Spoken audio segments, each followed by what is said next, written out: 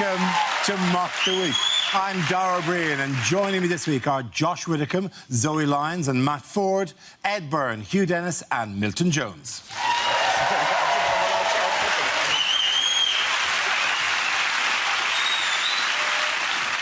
We start with a round call. If this is the answer, what is the question? On the board are 6 categories. Matt, which category would you like? World news, please. OK, world news it is. The answer is petrol, money and drugs. What is the question? Is it the 3 middle names of Princess Charlotte? Is it what 3 things might a Greek keep in a chicken?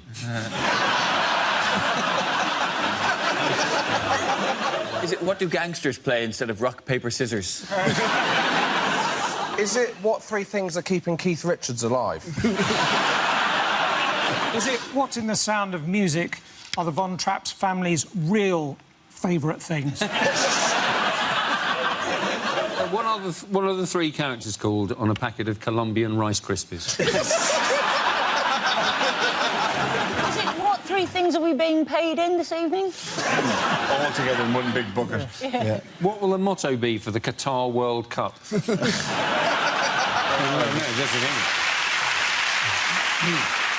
Is it complete the song? Hugh Pew, Barney McGrew. That scans. That probably scans very, very It'd be a well. much better song, wouldn't it? It would have been very good. What are the 3 main aisles in a Bolivian Waitrose? Do they know the correct answer? You know that tattoo you got that you think says peace, love and harmony?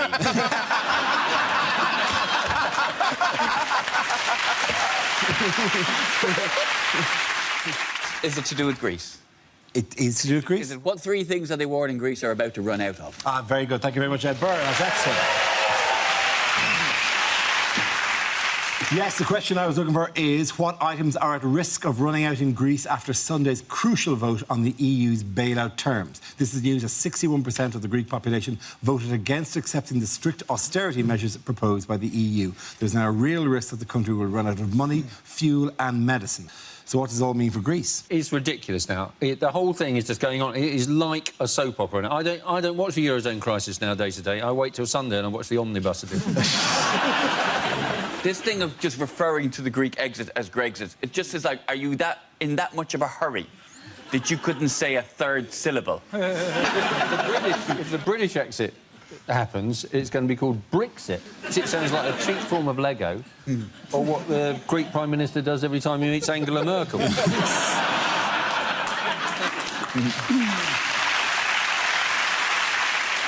I don't get this thing that you can... I didn't know that you could reject banks' demands.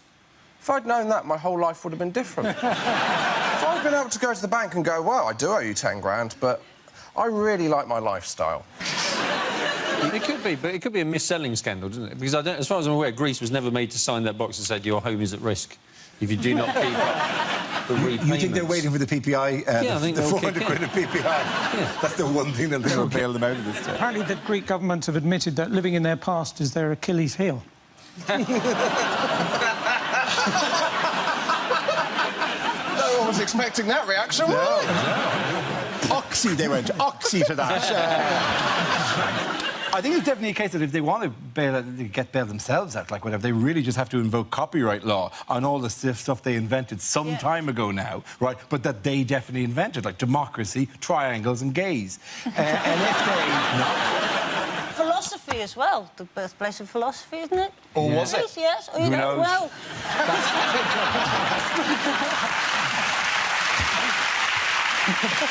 Why do you think that there is a professional philosopher at home going, that's not what philosophy is? It's not just going, or is it? I think there's a lot of opportunities in Greece, actually. I'm going to start a band called Cash Machine, because people will be queuing around the block. But we've been told if we go on holiday to Greece that we should take lots and lots of money with us. Yes. To rub it in? I think it's to pay your kidnappers. I I think there's a ploy behind the telling tourists to bring as much cash with them as they possibly can, because they know there'll be a load of overweight, old British tourists there with massive bum bags of cash round the front. They're basically just sitting human ATM machines. That's all they are. Do muggers line up behind the tourists? One of them goes, no, €60 each. Yeah. There is a limit for mugging these people. That's it. Someone started a crowdfunding for Greece, and it's got less than the Crystal Maze. Oh, God. Because people would prefer to go to the Aztec zone than Athens. That's a fact. If I said to you, I can take you to the Aztec zone or Athens, you'd be in there like a whippet, Dara, I would You'd be shooting a sandbag with a bamboo. I would choose a mind puzzle. I am already wondering which little square I'm going to go into. Yes, What I love They're is like that- a whippet. I'm sorry, I've known him for a long time. Dara has never done anything like a whippet. particularly hard. You've never seen him shit in a park. I think you'll find. I am not. And he does it like a Great Dane. The way he locks eyes with you when he's doing it. This is for you. This is for you, Byrne. I'm glad we've dealt with Greece. Has anybody noticed Dara's eye, by the way? Is it off-putting? Do you think the people at home will be concerned? What has happened? I do. There's just a little star in there. It's just I got infected. So Is that really it? No, it's a. Has Brian Cox been beating you again? Look into the telescope. He said, "Look hard into the telescope," and he bruised my eye ramming into it. Yeah. Go on. Look at that hurt you. That's my good eye, Brian. That's my good eye. It's just trying to turn you into Patrick Moore.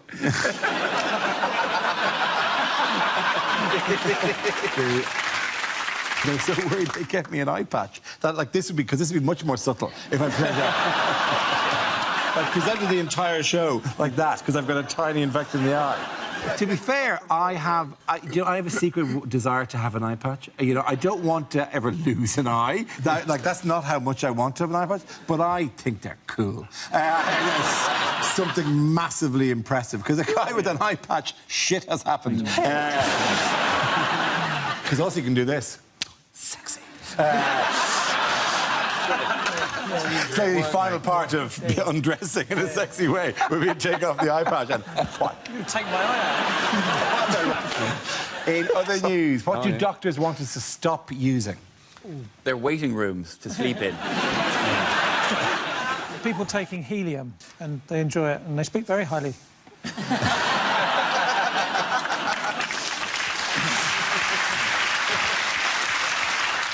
Bizarrely, that's correct. Which is... It's a finite resource, and it's needed for MRI scanners. And what not? Yes, very, very true, yeah. It's being used up on fripperies like balloons. And squeaky voices. Yeah, although I'm doing this one without it. They're worried that instead of helium then in balloons, they will instead start using nitrous oxide in balloons. But nitrous oxide is laughing gas. So then that's the worry, is that the kids will be able to get high on their balloons if we end up having to do party balloons with nitrous oxide. But if you're worried about kids getting high on nitrous oxide balloons, you can surely get high on a helium balloon just by holding on to it. I was doing a gig at Festival, I think it was, and you could hear when people are taking nitrous, like you can hear it because there's an audible because they do it into a balloon and into their mouth to give themselves a giggle, and people were doing it at my gig. Really kind of it's a cruel heckle, isn't it? It's like, OK, I'm going to need something to get me through this. Is it not people that, Ed, that you deliver one of your trademark jokes and the crowd will go... Was that not the same? I only found out those little canisters that they suck it from are called whippets. The little canisters of nitrous That's oxide. right, yeah, Yeah, they're they're called whippets. Somebody said to me, the kids are sucking whippets in the park. And I was like, oh, my God, do I need to call the RSPCA? By the way, how do scientists now think the universe will end? Oh, well, spoiler alert.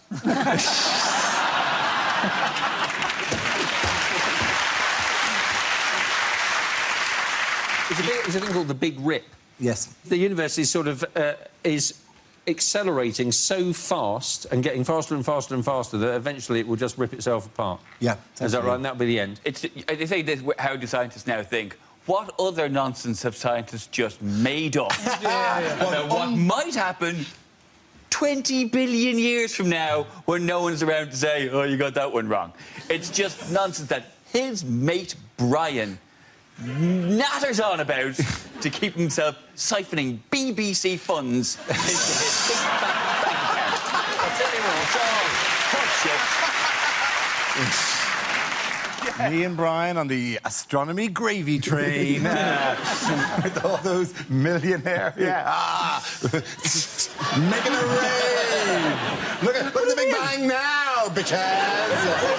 What will happen, though? I mean, they're saying this might happen in 22 billion years, though. You can guarantee it'll be the day that the Greeks do pay back the last cent. Finally. 10 cents! It's called the Big Rip. The Big Rip is actually going to continue to accelerate faster and faster until the whole it's thing actually an just comes apart. extension of the Big Freeze, and it's either it? that or the Big Crunch. Yeah, it's Are they all the same thing?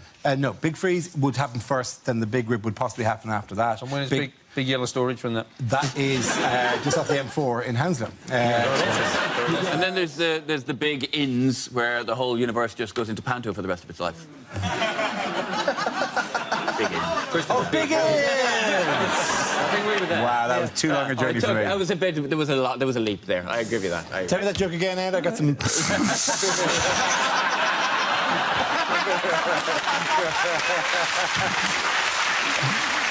Oh no! Fine. Now they're going to have to broadcast my bad joke for your good joke to work. That's the worst thing that can happen to a comedian. Oh, you pick on Brian Cox, you pick on me, right? That's the way this works, my friend. At the end of that round, the points go to Matt, Zoe, and Josh.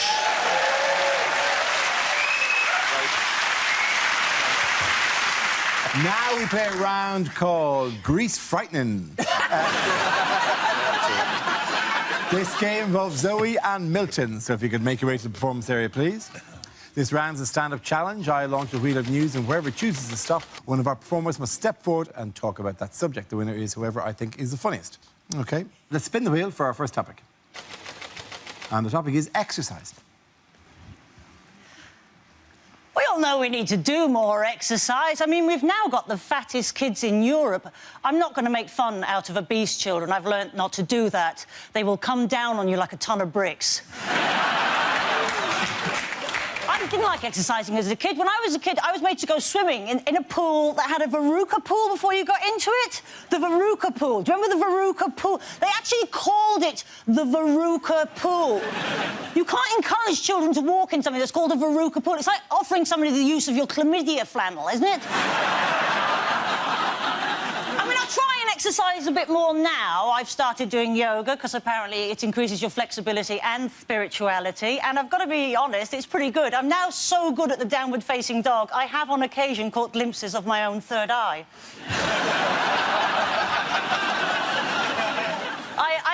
I did a half marathon though a few months ago, which was pretty good. You know, don't be overly impressed, which you're clearly not. But I only finished yesterday, so there's clearly a lot of work to be done. And I did the run for charity, and I know a lot of people are doing things for charity. You can't just exercise now, can you? You've got to do it for a good cause. And I get a lot of those emails. I know we all do. You know, will you sponsor me? Will you sponsor me? I'm like, what are you doing? I'm flip-flopping up Kilimanjaro for diarrhea. Going across the Arctic for trapped wind. Are you?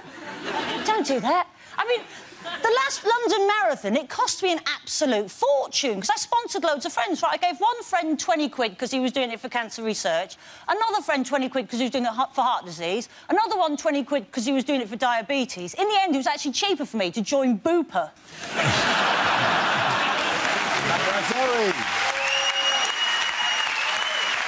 OK, that leaves us with Milton. Let's see what you've been left with. Let's spin the wheel.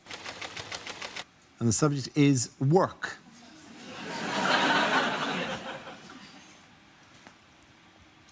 I didn't think I'd get a loan from the bank for my knitting business, but when I turned up actually wearing one of the balaclavas...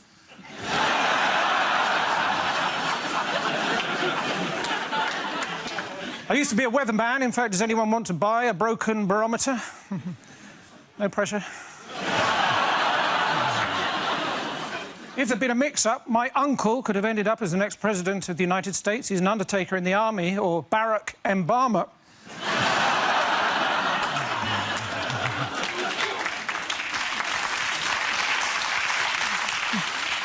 Soldiers, of course, very emotionally repressed. Sometimes you see one of them go into the middle of a parade ground and shout, "Attention!"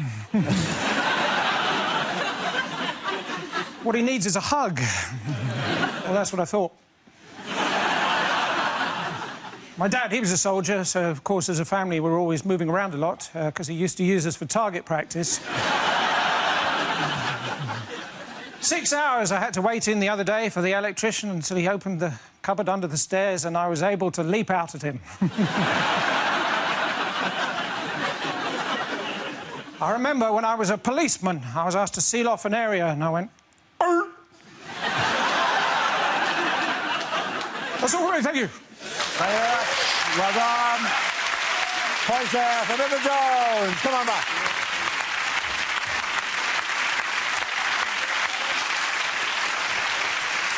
OK, the next one is called Picture of the Week. I show the panel a topical image and ask them to tell me what's happening. So what's going on here? They unveiled the banker on Deal or No Deal. That's George Osborne delivering the budget, surrounded by all his friends. Or is it Mr. Bean sets off on a picnic?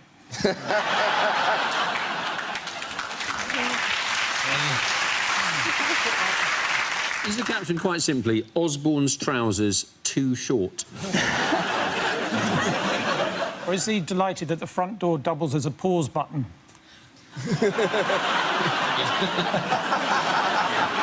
Is it George Osborne with his budget box and he's delivering the budget this week? Yes, he is. Thank you very much, Josh. I think he should, because it is like the box from Deal or No Deal. I think it would be a lot more exciting if he did the budget like that. Say, goes to the opposition leader, I'm going to cut $2 billion in disability benefit. Or you can have the cut that is in this box. Deal or no deal? He could have a phone ringing next to him. Oh. Yeah. That'd be bloody Brussels, I imagine, wouldn't it, darling? Yeah. The way things are going. Yeah, they make all the decisions around here. Bloody... Yeah? Yeah. Yeah. Josh, well, this show's taking a lurch to the right. Every budget in my lifetime has unravelled in the weeks afterwards. So they get the one big hit, everyone says, oh, actually, this sounds all right. And then it unravels. If you're going to lie in the first place, go triple large on it. Turn up in the comments and say, you know what? We've nailed it. We are all millionaires. That's right. No one's skint anymore, and we've solved poverty. And then at least have one day where people go, Osborne is a genius. Just have the one day where you feel like a legend. I think that's where Greece went wrong, though.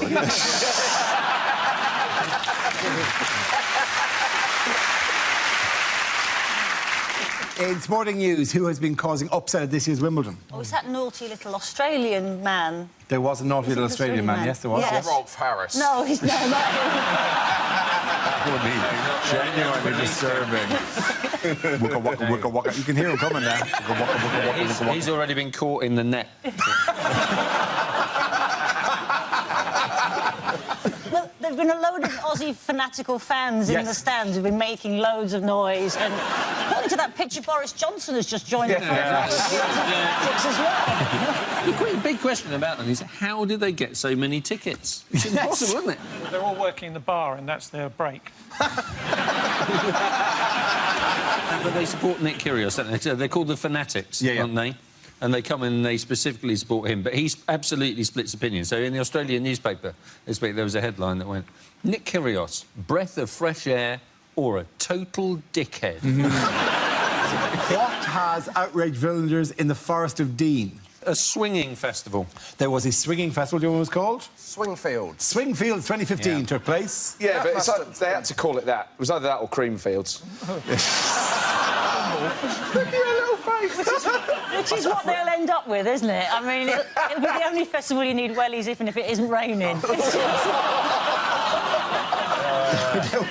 There was a quote from a local, a concerned local, saying that they'd found somebody trying to sneak into the festival through their back garden. Right? And they said, "Oh, this is unacceptable. We're very concerned about who will come onto our land." Not me. That's a genuine quote. I'm going for fun. Did you see one of the locals complained that the music was too loud? Surely.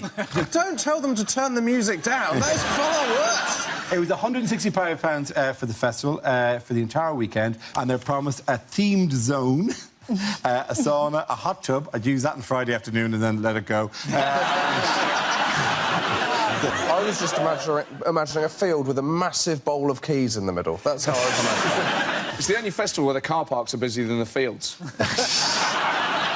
It's revolting. I don't even use the toilets at festivals. I thought of using half the other festival goers. It's just... I'd insist it was someone with a day ticket, I think, if I was going. How did they not call it Astonbury? Do you know what? My vote was for Tratitude.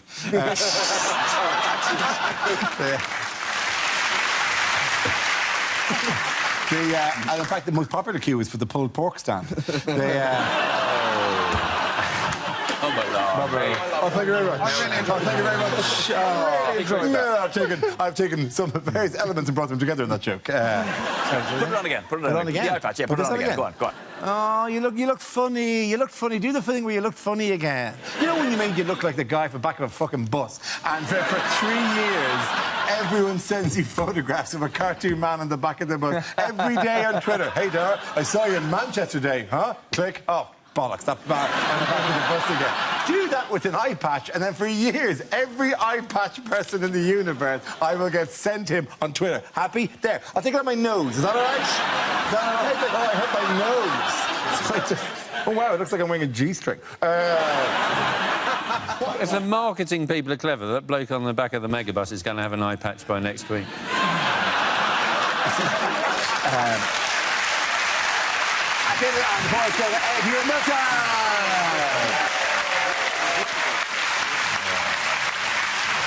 Now we come to scenes we'd like to see. So if everyone can make their way over to the performance area, I'll read out this week's topics and then we'll see what our panelists can come up with. OK, here we go. The first subject is unlikely things for a sports commentator to say. Embarrassing, humiliating, bringing shame on the sport. Welcome to Wimbledon Today with me, Claire Balding.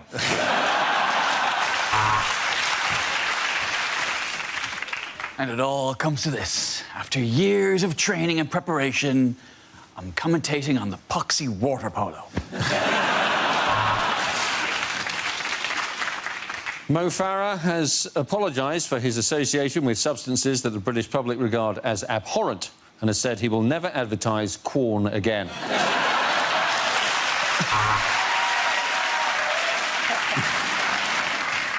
Welcome back to the golf, where Tiger Woods apparently travels with 2 inflatable sex dolls now in case he gets a hole-in-one. And he's found a chocolate biscuit down the back of the sofa, but he's not going to celebrate because it's his old club.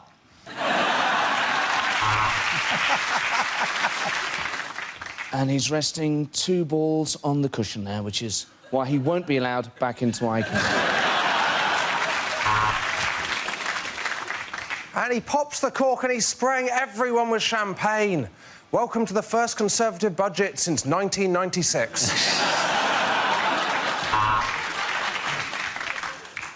Here we are at the Crucible, all burning to death!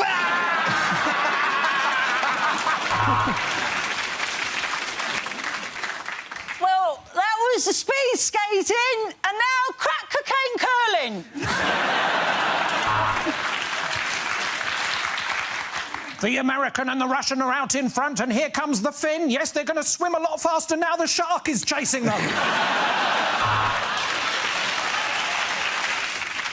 And so they've brought up a curtain around the horse that fell earlier, but no, we've got good news. He's moved to a farm in the countryside. Well, here we are at the Rugby League. It's tough, men. It's better than rugby union and at the same time ever so slightly more gay.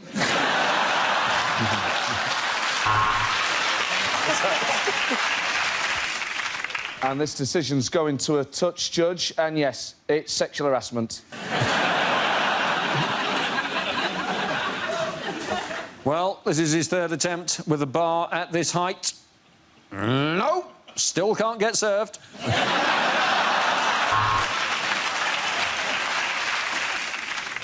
And here come the 2 Red Bulls, which is what you'll need to keep yourself awake during Formula 1.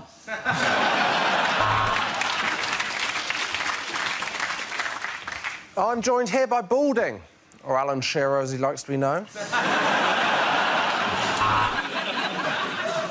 Raikkonen now on Supersoft. The Viagra simply not working.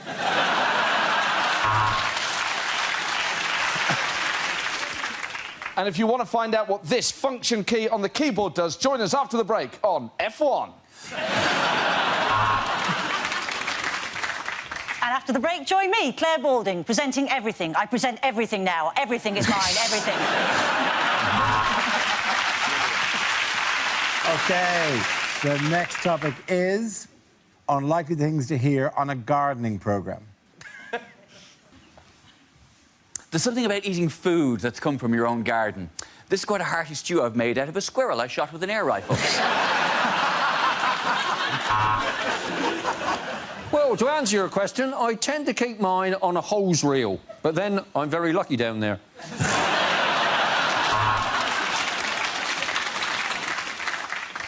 These pine trees smell suspiciously of air freshener.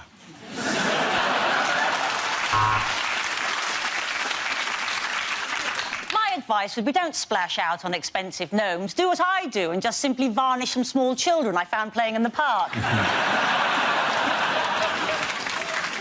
I call this my Blue Peter garden because it's the first place that I blew Peter.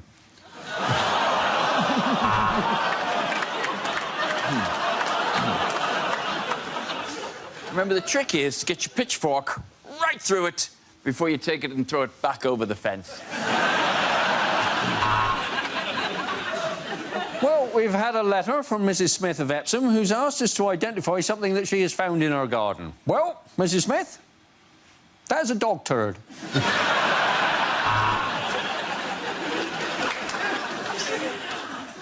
I've got a letter here from Maureen in Doncaster who's asking a question about herbs. In response to your letter, Maureen, I would recommend about £200 for an ounce, and if it's really good shit, 300. Well, that is the wheelbarrow, and tomorrow I'll show you another sexual position.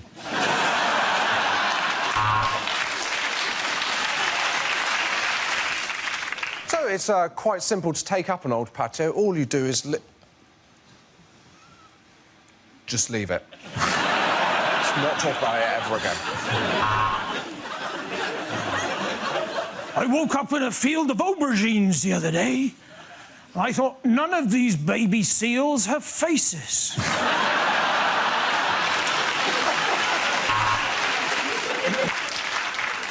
Right, welcome to the UKIP garden. Sod the lawns, let's concentrate on them borders.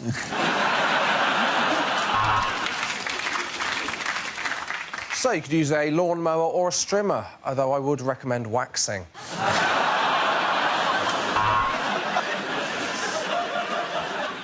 Take the shovel, force it right down like that.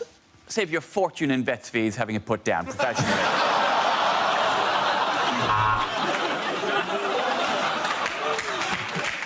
Help! I'm being attacked by pineapples! Help! Help!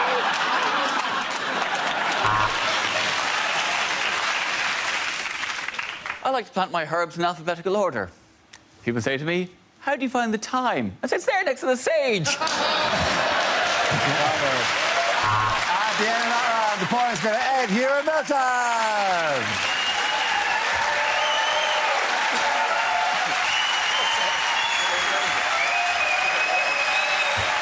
And that's the end of the show. This week's winners are Josh Widdicombe, Zoe Lyons and Matt Ford. Commiserations to Ed Byrne, Hugh Dennis and Milton Jones. Thank you for watching. I'm Darrell Breen.